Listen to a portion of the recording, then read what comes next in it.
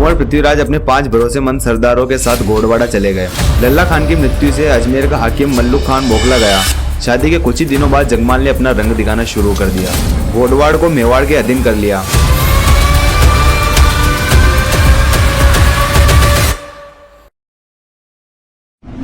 मेवाड़ एक ऐसी धरती जहां हजारों शूरवीरों ने जन्म लिया है। उन्हीं में से एक थे पृथ्वीराज सिंह सिसोदिया। वे महाराणा रायमल के सबसे बड़े बेटे थे और महाराणा सांगा के बड़े भाई। पृथ्वीराज युद्ध में अपनी ताकत से ज्यादा अपनी तेजी के लिए जाने जाते थे। वे इतनी जल्दी एक जगह से दूसरी जगह पहुंच जाते थे कि दुश्मन को संभलने का मौका ही नहीं मिलता था। उनका हमला अचानक होता था, तेज और सीधा। इतिहासकार मोहनोत नैन से लिखता है कि पृथ्वीराज एक ही दिन में टोडा और जालौर पर हमला किया। इन दोनों जगहों के बीच की दूरी लगभग 200 मील थी। इतनी दूरी तय करना और एक ही दिन में हमला करना सच में आसान काम नहीं था। उस समय युद्ध से पहले कई योजनाएं बनानी पड़ती थी, जैसे युद्ध कब करना है, कैसे करना है, और युद्ध से पहले कैंप लगाने होते थे जहां सैनिकों के खाने पीने का इंतजाम होता था। लेकिन पृथ्वीराज इतने तेज थे कि सामने वाली सेना को युद्ध का समाचार मिलने से पहले आक्रमण कर देते थे, और जब तक सामने वाली सेना समझती उतने में तो खेल खत्म। इसी गजब की फुर्ती और बहादुरी के कारण पृथ्वीराज इतिहास में ओडना राजकुमार के नाम से कहलाए। राणा रायमल के 3 पुत्र थे, पृथ्वीराज, जयमल और संग्राम सिंह, जिन्हें हम राणा सांगा के नाम से भी जानते हैं। मेवाड़ की गद्दी को लेकर इन तीनों के बीच विवाद शुरू हो गया। राज्य के भविष्य को जानने के लिए उन्होंने ज्योतिषी की सलाह ली। ज्योतिषी और एक चारण स्त्री ने बताया कि भविष्य में मेवाड़ का राजा राणा सांगा बनेंगे।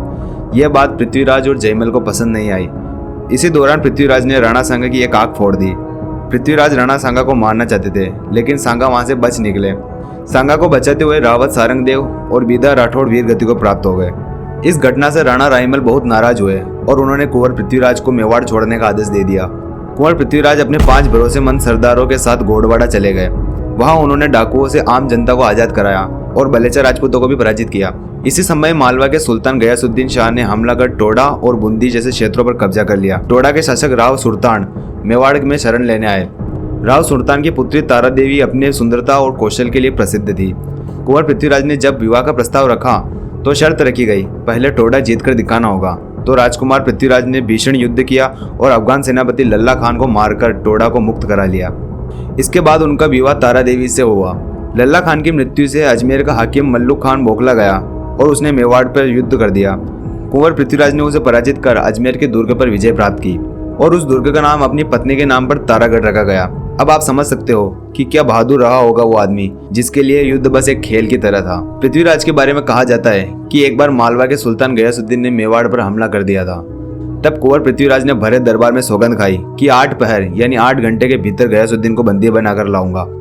पर दिन भर की लड़ाई के बाद कोई नतीजा नहीं निकला और रात होने पर दोनों फौजें अपने अपने डेरों में चली गई।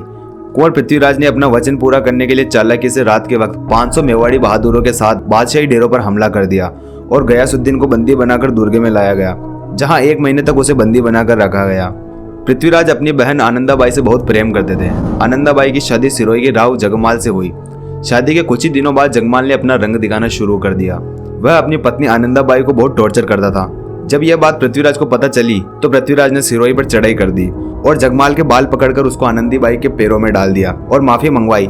पर आनंदाबाई से यह देखा नहीं गया और उन्होंने अपने पत्नी धर्म के चलते पृथ्वीराज के आगे हाथ जोड़ लिए और जगमाल की ओर से माफी मांगने लगी तो पृथ्वीराज ने उसे माफ कर दिया। पर जगमाल को यह बहुत शर्मनाक लगा और उसने बदला लेने की सोची। पृथ्वीराज जब वापस मेवाड़ लौट रहे थे तब जगमाल ने कुछ जहरीले लड्डू बनवाए और चालाकी से आनंदाबाई के हाथों पृथ्वीराज को दे दिए। फिर जब पृथ्वीराज मेवाड़ के लिए निकल रहे थे, आधे रास्ते पहुंचने पर पृथ्वीराज को भूख लगी तो उनको याद आया कि बहन ने लड्डू दिए हैं, तो वह लड्डुओं की पोटली खोलते हैं। पर उनके कुछ दरबारी उनको सलाह देते हैं कि इसमें कुछ साजिश हो सकती है। तो पृथ्वीराज उनको कहते हैं, नहीं, ये लड्डू मुझे मेरी बहन ने दिए हैं। लड्डू खाने के कुछ ही समय में जहर ने अपना काम शुरू कर दिया और कुंभलगढ़ के पास पहुंचते ही उनकी मृत्यु हो गई। कुंभलगढ़ किले के अंदर उनका अंतिम संस्कार किया गया। उस समय सती प्रथा चलती थी, इसलिए उनकी 2 पत्नियां ताराबाई और पेमादेव उनके साथ सती हो गई। कुंभलगढ़ के मामादेव मंदिर के पास पृथ्वीराज की छतरी बनवाई गई। पृथ्वीराज ने राजकुमार होते हुए इतना शौर्य दिखाया, तो सोचो यदि राजा बन गए होते तो क्या करते। अगर आपको ये वीडियो पसंद आई हो तो लाइक जरूर करें, अपनी राय कमेंट में लिखें और इस चैनल को सब्सक्राइब करें ताकि आगे भी ऐसी रोचक वीडियो आप तक पहुंचती रहे।